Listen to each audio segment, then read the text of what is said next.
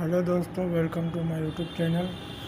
सबसे इम्पोर्टेंट चीज़ वेल्डिंग का इलेक्ट्रोड रॉड, जो किसी को पता नहीं है कौन से करंट में कौन से इलेक्ट्रोड रॉड जलती है, आज हम बताएंगे।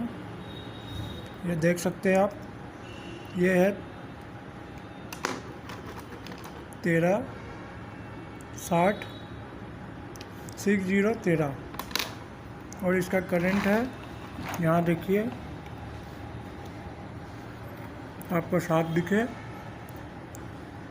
3.15 गुना 50, 120 से 160 तक के करंट में जला सकते हैं। 10 नंबर रॉड है जो फैब्रिकेशन में ज़्यादा यूज होता है। आशा करते हैं आप लोग समझ गए होंगे।